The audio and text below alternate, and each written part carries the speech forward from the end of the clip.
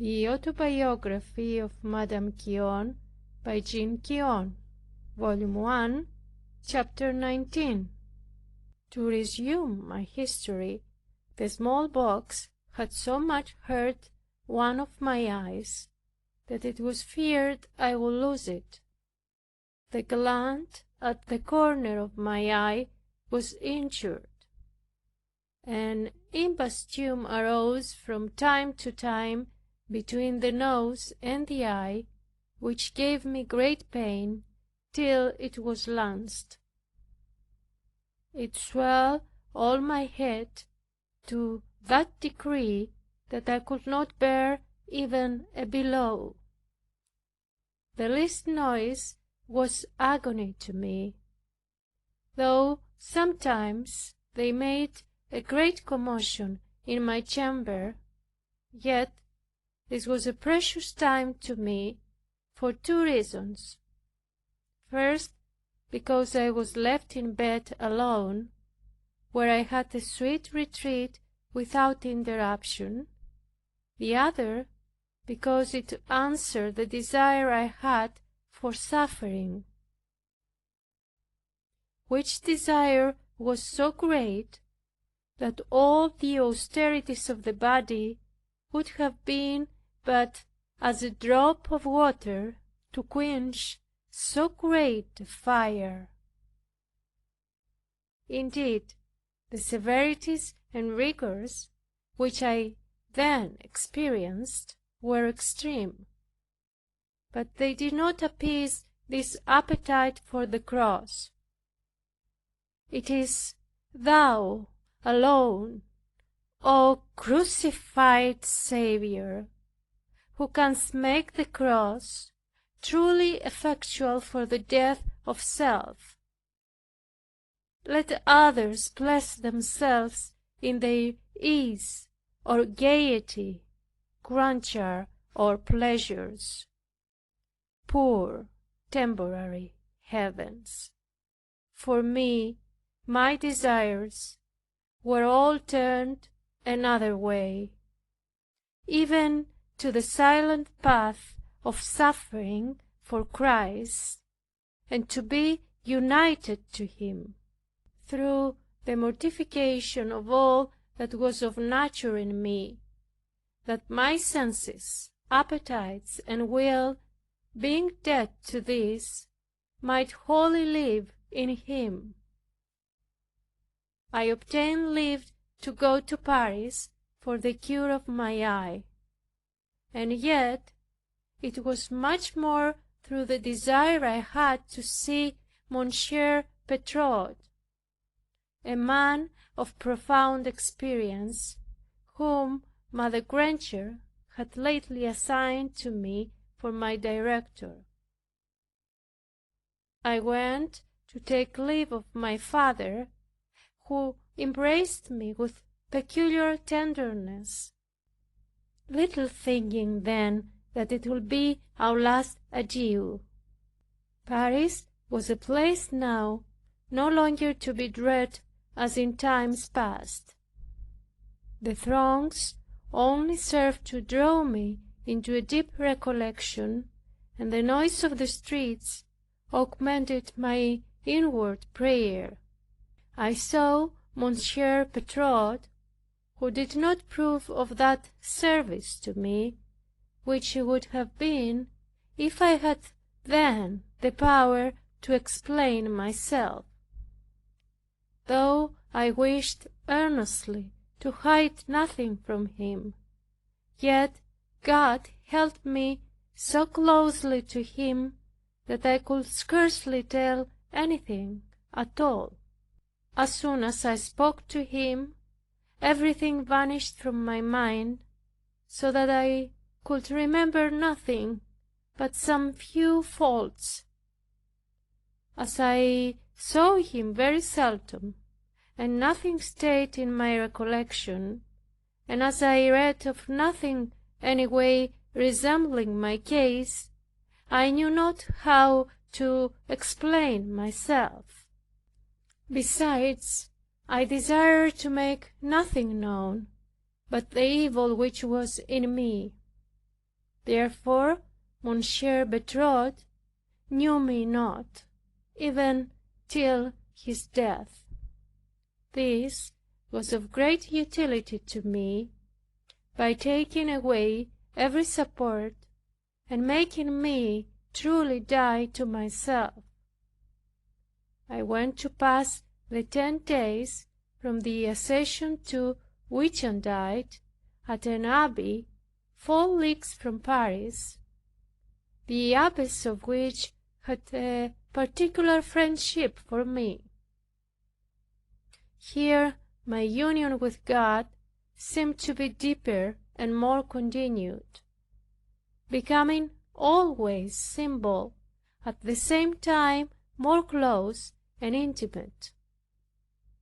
One day I awoke suddenly at 4 o'clock in the morning, with a strong impression on my mind that my father was dead. At the same time my soul was in a very great contentment, yet my love for him affected with sorrow, and my body with weakness.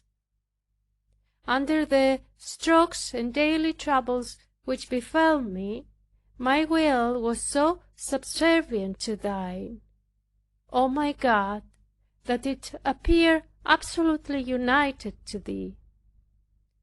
There seemed indeed to be no will left in me but thine only. My own disappeared, and no desires, tendencies, or inclinations were left, but to the one sole object of whatever was most pleasing to thee, be it what it would. If I had a will, it was in union with thine, as two well-tuned lutes in concert. That which is not touched renders the same sound as that which is touched. It is but one and the same sound, one pure harmony.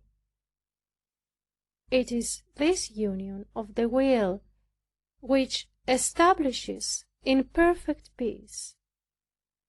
Yet, though my own will was lost, I have found since, in the strange states I have been obliged to pass through, how much it had yet to cost me to have it totally lost. How many souls are there which think their own wills quite lost, while they are yet very far from it? They would find they still subsist, if they met with severe trials. Who is there who does not wish something for himself, either of interest, wealth, honor, pleasure, conveniency, and liberty? He who thinks his mind loose from all these objects, because he possesses them, would soon perceive his attachment to them, were he stripped of those he possessed. If there are found in a whole age 3 persons so dead to everything as to be utterly resigned to Providence without any exception, they may well pass for prodigies of grace.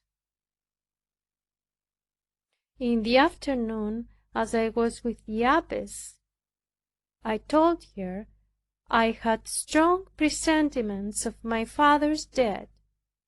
Indeed, I could hardly speak, I was so affected within. Presently one came to tell her that she was wanted in the parlor. It was a messenger come in haste, with an account from my husband that my father was ill, and as I afterward found, he suffered only 12 hours. He was therefore by this time dead. The abbess returning said, "Here is a letter from your husband, who writes that your father is taken violently ill." I said to her, "He is dead. I cannot have a doubt about it. I sent away to Paris immediately, to hire a coach to go the sooner. Mine waited for me at the midway. I went off at 9 o'clock at night. They said I was going to destroy myself. I had no acquaintance with me, as I had sent away my maid to Paris to put everything in order there.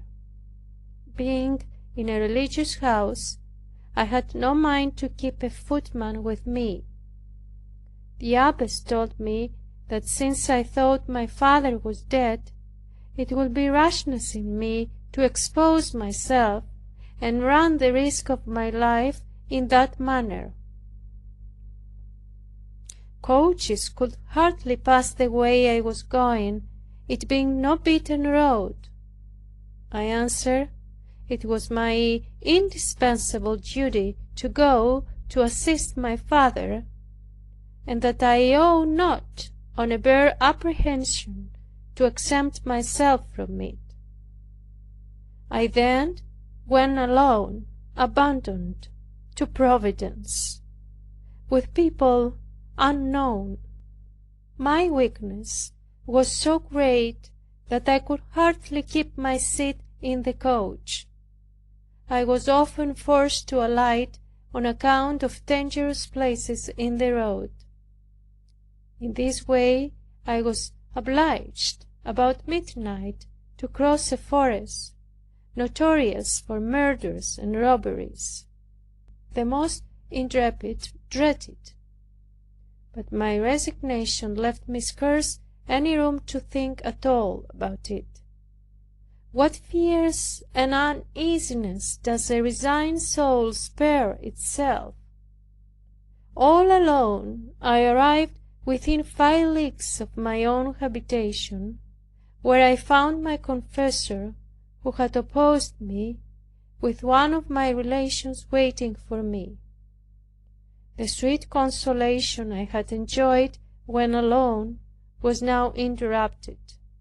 My confessor, ignorant of my state, restrained me entirely. My grief was of such a nature that I could not shed a tear, and I was ashamed to hear a thing which I knew but too well, without giving any exterior mark of grief. The inward and profound peace I enjoyed dawned on my countenance. The state I was in did not permit me to speak or to do such things as are usually expected from persons of piety. I could do nothing but laugh and be silent. I found on my arrival at home that my father was already buried because of the excessive heat. It was 10 o'clock at night. All wore the habit of mourning. I had traveled 30 leagues in a day and a night. As I was very weak, not having taken any nourishment, I was instantly put to bed. About 2 o'clock in the morning, my husband got up, and having gone out of my chamber, he returned presently, crying out with all his might, "My daughter is dead."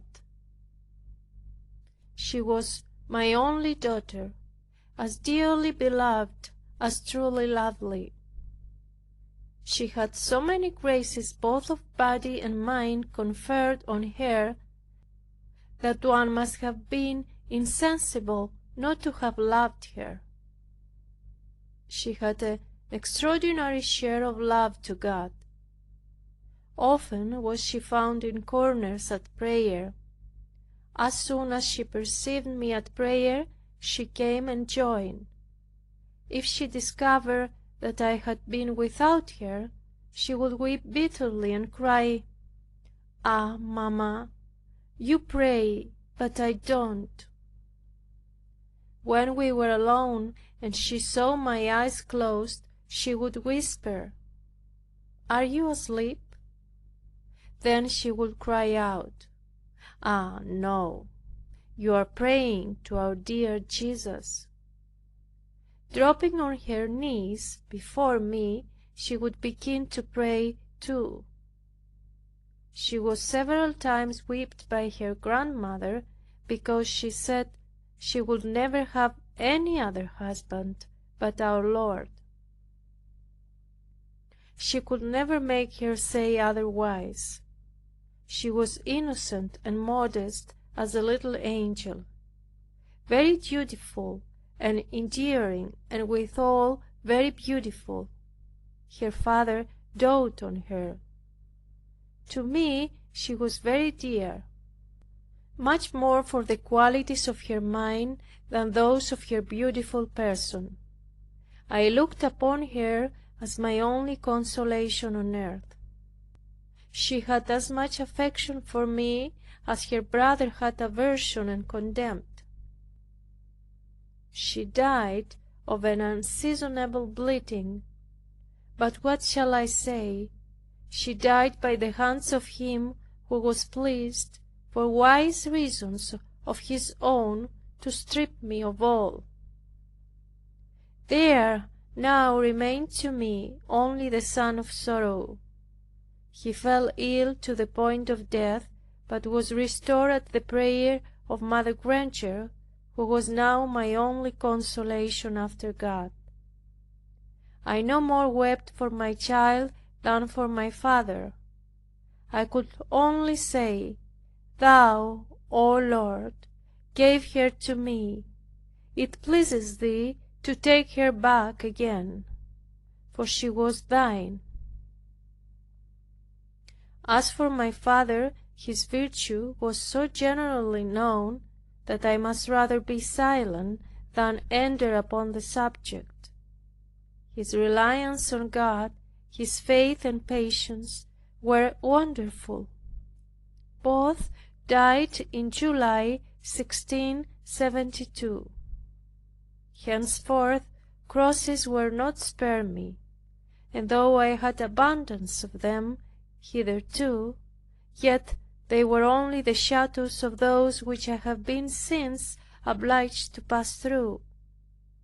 In this spiritual marriage I claim for my dowry only crosses, scourges, persecutions, ignominies, loneliness, and nothingness of self, which in God's great goodness and for wise ends, as I have seen, has been pleased to grant and confer upon me.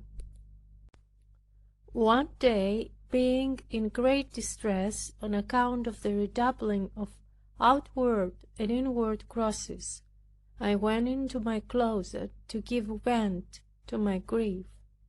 Monsieur Bertot was brought into my mind with this wish. Oh, that he was sensible of what I suffer!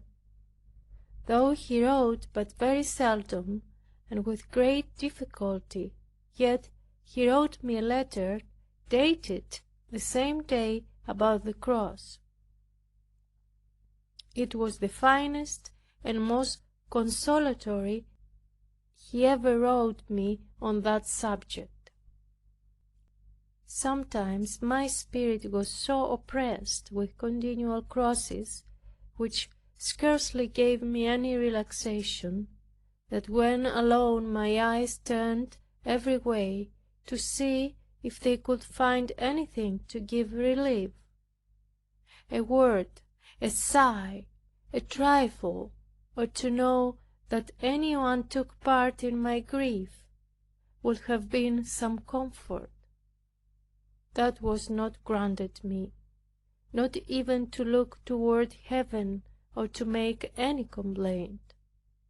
Love held me then so closely that it would have this miserable nature to perish without giving it any support or nourishment. Oh, my dearest Lord, Thou yet gavest my soul a victorious support, which made it triumph over all the weaknesses of nature, and seized thy knife to sacrifice it without sparing. And yet this nature, so perverse and full of artifices to save its life, at last took the course of nourishing itself on its own despair, on its fidelity, under such heavy and continual oppression. It sought to conceal the value it attributed thereto, but thy eyes were too penetrating not to detect the subtlety, wherefore thou, O my shepherd, changed thy conduct toward it. Thou sometimes comforted it with thy crook and thy staff, that is to say, by thy conduct, as loving as crucifying, but it was only to reduce it to the last extremity, as I shall show hereafter. End of chapter 19, volume 1.